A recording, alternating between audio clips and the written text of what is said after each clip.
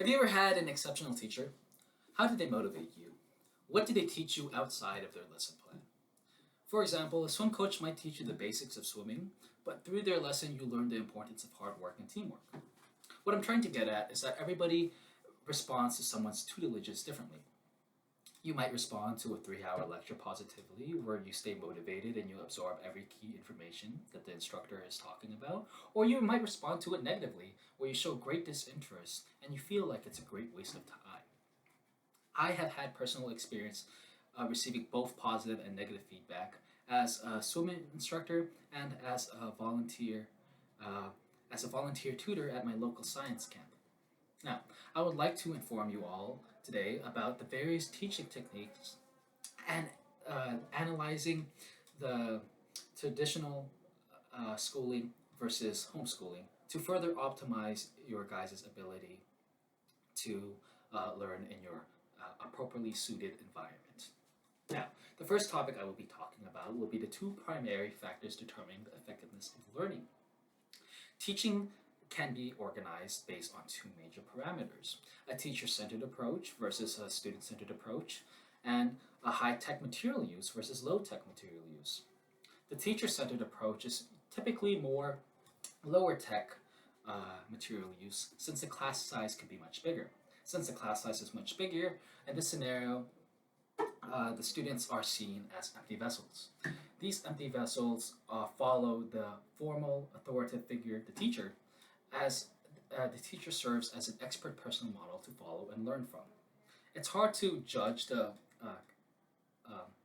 it's hard to judge the teaching capabilities of some teachers. So how it's formulated, how their effectiveness is determined is by the average student performance.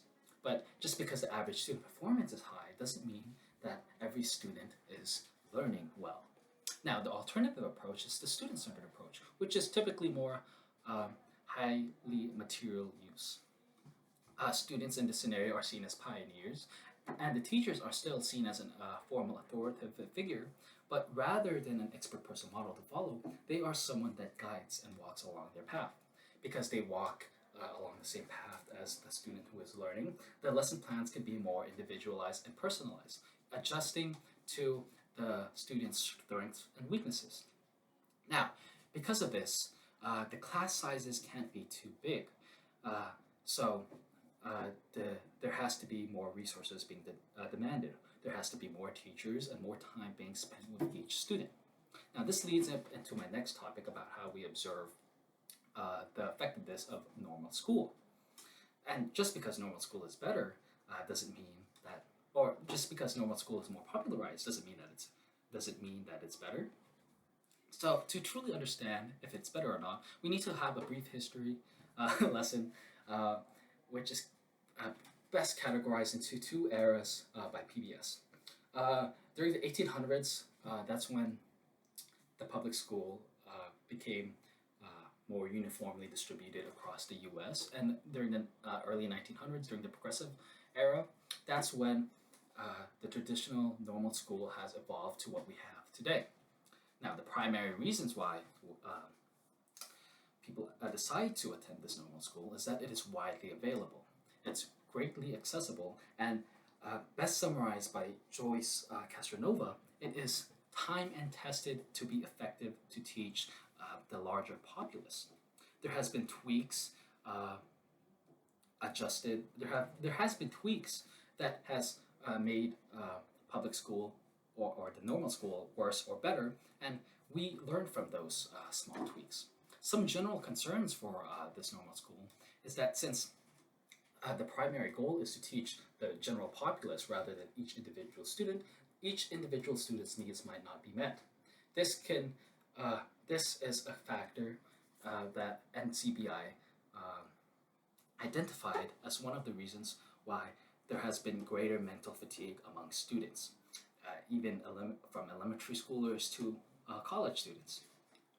Uh, this mental fatigue can lead up to this mental and physical disorders that will harm the students' well-being and their um, education. Now, this leads up to another learning alternative uh, uh, which is homeschooling. Now, homeschooling has recently been popularized. Like during the 1980s, there's been about tens of thousands of students who were homeschooled, and in the 21st century, it nearly jumped to 2 million students being homeschooled. This can be attributed due to the 80s Right to Homeschool Act, where parents argued that they could teach their children whatever they wanted, which is their God given right by the First Amendment. Now, due to the right to homeschool, the regulation and guidelines for homeschooling has been greatly reduced. But that doesn't mean that it's worse, because there's a lot of important reasons why we need the alternative to homeschool. There are some special needs that need to be met, like you might be geographically isolated and there might not be any public schools available. You might be you might want to involve more religious uh, lesson plans in your kids' curriculum. And of course, there are mental and physical disabilities that will hinder their experience in normal schools. Now, uh, ge- some general concerns about homeschool is that you might think that the students are socially inept, but rather than that, they are actually more socially adept than normal schools. They actually have It's actually been proven that that on average, homeschooled students perform better than normal school students.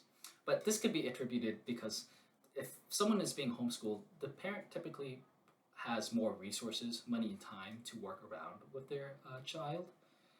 So their lesson plans are more personalized and individualized, which I've mentioned before is the ideal method of teaching, since their strengths and weaknesses are being tweaked and adjusted to have the best learning environment. Now, uh, to fully summarize our key ideas, uh,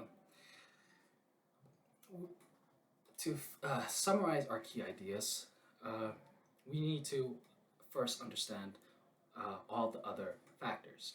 There are plenty of other factors that can affect a child's education, and prioritizing and understanding the aforementioned key factors that we have mentioned and analyzed can allow you to optimize your learning capabilities. To truly get the most of the topics that we have discussed, you need to understand what you respond to best, whatever stimulates and motivates you best. You could ask simple questions like, do you prefer to read or listen? Do you prefer to work alone or in a group? All of this can help you identify which category you first best. Now, you might not be homeschooled because you guys are college students. You might not think that analyzing homeschool and normal school is important, but it still is because you could understand attributes and how uh, there are some factors that might cause you to that might detriment your ability to learn. Now, once you understand what you prefer, you should be able to categorize what teaching techniques resonates with you and what characteristics of normal school and homeschool seems beneficial or what appeals to you. And as Jedi Master Yoda once said, truly wonderful the mind of a child is. And to add on to that, it's only wonderful if it is properly nurtured. Thank you for listening to my informative speech topic. This concludes my presentation.